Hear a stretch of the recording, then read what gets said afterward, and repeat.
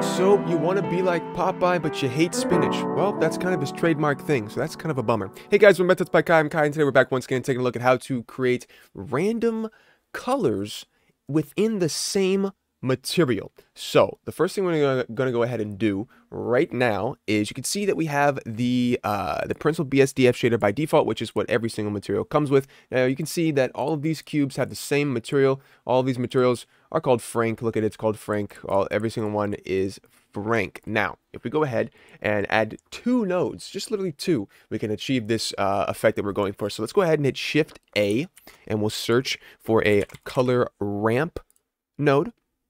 And we'll hit Shift A, and we'll search for a object info node. Now you can see this is very nice. We have opened the node editor. By the way, if you don't know how to open this, let's go ahead and just show you real quick. Put your cursor in the top left hand corner of the screen and just click and drag this bad boy open. Hit this little button up here and then change this to the shader editor. Boom. Now you're back where we started the video at. Congratulations. Let's go. All right. Now the first thing we're going to do is go ahead and hook up the color ramp into the base color of the Pencil BSDF shader.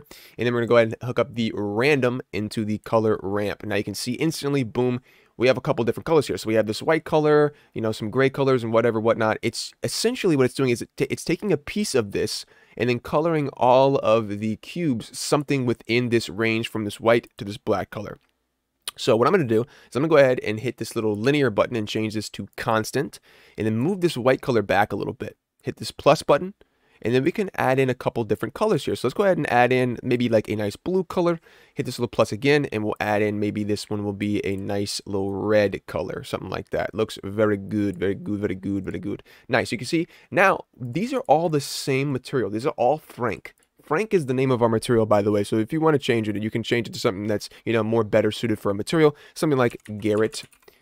So let's go ahead, and you can see if I was to go ahead and grab all of these by clicking and dragging a box over them, hitting Shift D to duplicate them, you can see instantly it'll create a new random color for each of these materials, for each of these objects, just based off of the fact it's a new object. So let's go ahead and add in a couple more colors here. We can add in a nice little green color. We can add in another color in between the whites. We can add a pink, you know, maybe a purple. We'll do a purple.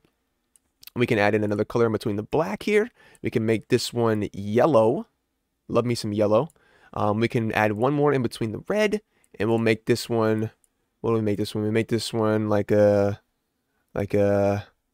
really bright pink, or maybe like a really dark gray. We'll just do gray. Yeah, we'll do gray. Nice. So you can see we have all these different colors here, and every single time we grab these objects and hit Shift D to duplicate them, it'll create a random color based off of all of these values we've set in the color ramp node there on the left hand side of the screen. So this is very, very cool, very useful if you have a bunch of objects and you need them all to be random colors. You can see you can just duplicate these out, and instantly you got a bunch of different colors there. And the more colors you add in this little color ramp section, the more colors that there will be. So if you put this back on linear, you'll get a bunch of different really random colors because it'll switch in between all the in-between colors, you know, the gradients and everything will be all nice and set and ready to go. But yeah, that is literally how you do that. I hope you ladies and gentlemen enjoyed this, and I hope you learned something new today about all these different random colors you can possibly add. But yeah, so that will be it for today. I hope you enjoyed it. I will see you in the next one, but until then, bye bye.